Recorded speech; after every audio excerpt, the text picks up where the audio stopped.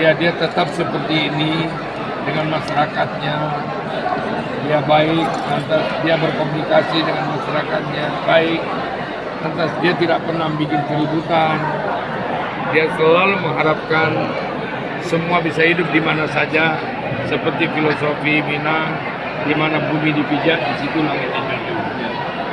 Jadi terus terang saja, saya terima kasih kepada Wakil Gubernur Sumatera Selatan ini yang telah memberikan dorongan dan kesempatan kepada masyarakat Minang di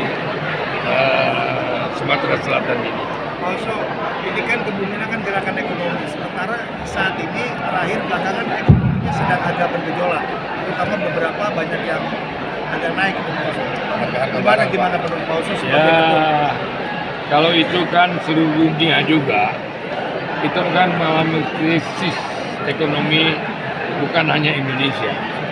Tapi memang kita saat ini mendapat dampak yang cukup berat, ya, sehingga itu sebabnya kita perlu berkumpul, kita perlu memikirkan, kita perlu memberikan kesejahteraan kepada daerah.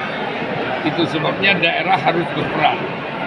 Sebab yang bertanggung jawab kepada masyarakat daerah itu adalah pemimpin di daerah-daerah itu sendiri. Itu sebabnya saya yakin bahwa pemerintah telah memikirkan hal-hal ini. Dari Kubu Minang sendiri sebenarnya? Dari Kubu Minang sendiri, dari dulu sudah beretikat kepada ekonomi kecil, ekonomi lemah. Tidak ada berpikir untuk ekonomi besar, walaupun ada di antaranya yang sudah menjadi besar.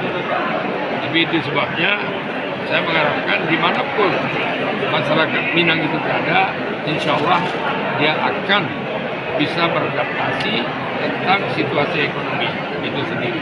Saran dari pemerintah seperti dari daerah maupun ke nasional gimana? Ya, daerah itu kan mempunyai problem masing-masing. Jadi daerah itu harus menyuguhkan kepada pemerintah pusat, ya, agar bagaimana teknik yang bisa dilakukan di dalam membangun ekonomi daerah. Ekonomi daerah itu sangat penting karena pemerintah itu tidak bisa bergantung hanya kekuatan pusat saja. Kuncinya adalah di daerah. Daerah makmur baru ada Indonesia. Itu masalahnya. Pak Oso, kan tadi hari ini ada gubernur hadir. Terus bagaimana koordinasi Minang dengan daerah-daerah lain? Nah, itu contohnya tadi Gubernur Sumatera Barat juga ada di sini. Ada. Gubernur Sumatera Barat juga ada di sini. Dia melihat karena jaraknya dekat dari sini, dia datang ke sini bergabung dengan ini, ya. Itu salah satu kegiatan orang-orang Minang. Sah-sah saja, gitu ya. Pak Oso, harapannya terhadap peran serta Kubu Minang ini terhadap pergerakan UMKM di perantauan gimana, Pak? Apa? UMKM, Pak.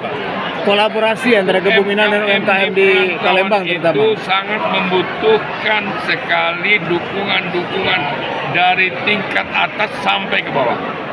Karena UMKM itu sebetulnya bisa menyelamatkan bangsa ini. Jangan salah.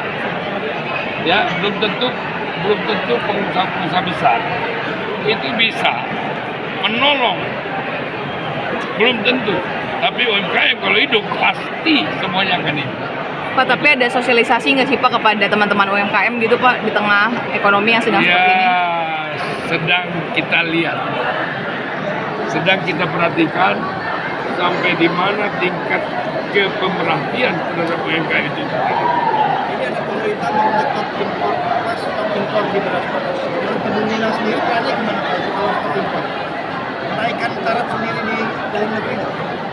Saya kira stop impor itu bisa saja kalau dalam negeri bisa mampu menyediakan kepentingan kebutuhan masyarakat itu sendiri.